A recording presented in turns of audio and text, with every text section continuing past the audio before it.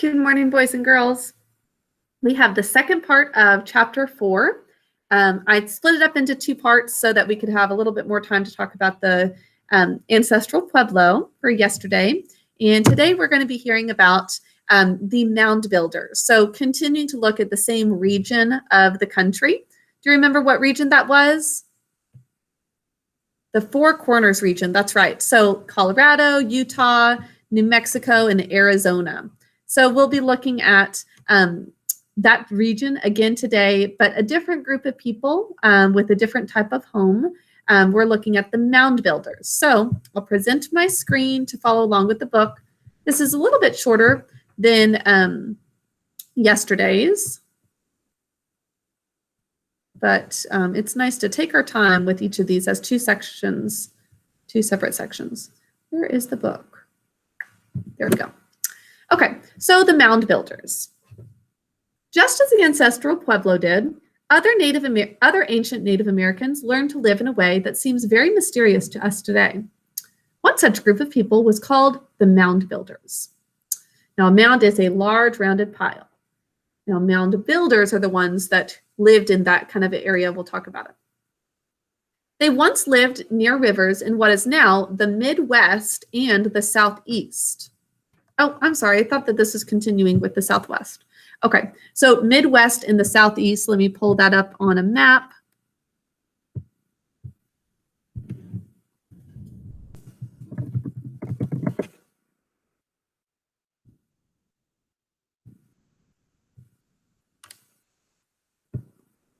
Okay, so we were talking about Utah, Colorado, Arizona, New Mexico. Midwest to Southeast is this area. Kind of Midwest right here, Southeast. So we're moving further east. Now, their way of life began about 2,800 years ago.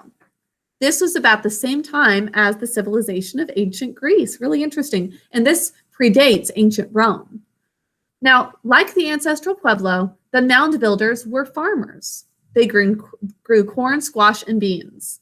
Because they were farmers, the Mound Builders settled all in one place. So they had early civilizations, which means it says they raised so much food that they could trade with other groups.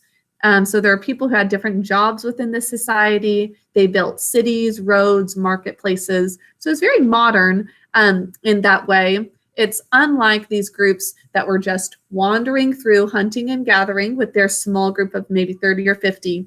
Instead, they had a whole town. Now, let's watch the Mound Builders as they build a town, it says. Using baskets, they collect dirt and heave it up into huge piles to form flat-topped mounds. The tallest mounds are several stories high. Then they put buildings on top of the mounds. The buildings might be temples or houses. Now, the Mound Builders' villages stretched along the Mississippi River Valley. Their villages spanned from present-day states like Ohio, Wisconsin, Minnesota, Louisiana, to Louisiana in the southeastern United States. So let's take a look at that on the map. So they were as far north as Ohio, Wisconsin, Minnesota. Did it say Minnesota, right? Yeah.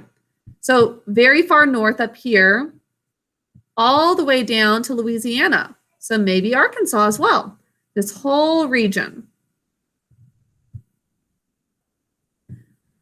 Now, what happened to the ancestral Pueblo cliff dwellers is still a mystery, but we do, however, know what happened to the Mound Builders.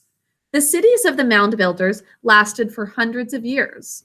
During this time, some groups of Mound Builders became very powerful, while others fell from power.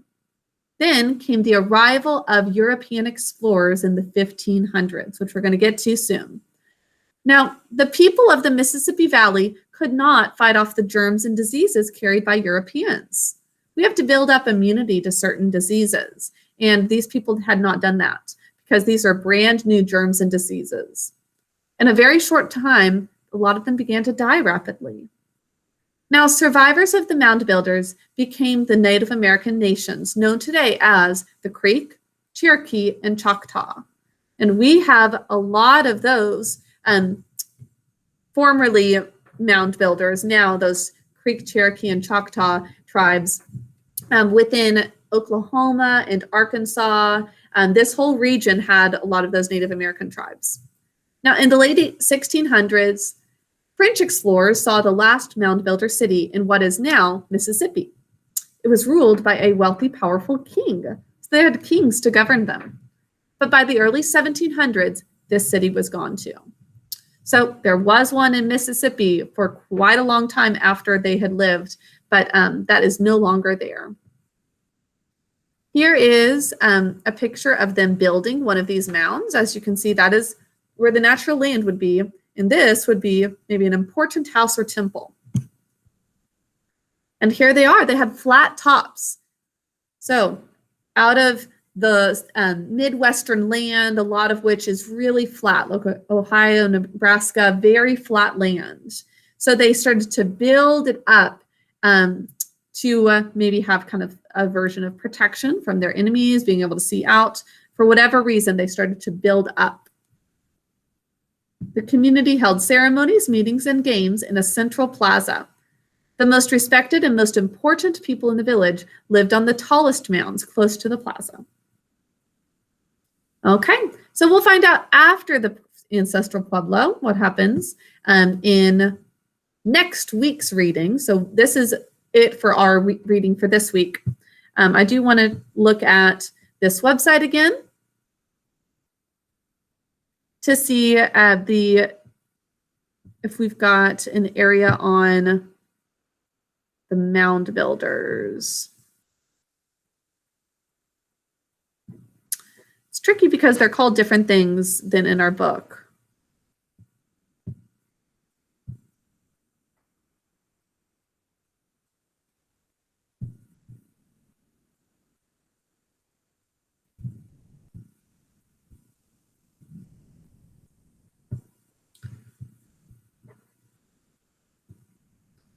Yeah, maybe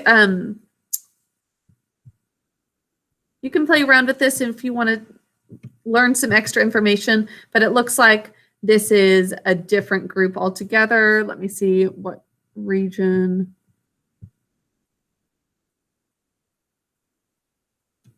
Yeah, that's talking more about the European influence. Okay, anyway, so continue to play around with that website if you want. Now for today, you'll have some notes to take on specifically these mound builders. So different group altogether, the mound builders. Tomorrow, you'll have a little checkpoint over the information for the two parts of the chapter that we've read. And then Thursday, we've got a fun activity where you will weave something just like the Native Americans were known to do. So if you've got yarn and things like that, then you'll be able to use that for the craft. If you don't have any, it would be great if you could get some. But if not, it's okay. I know some of your parents may not be able to get the supplies for this activity. So there's going to be an alternate activity for you to do if you don't have actually yarn for true weaving. Okay, that is what we'll do for the rest of this week. I look forward to seeing you in our next live session, and I'll talk to you soon. Bye.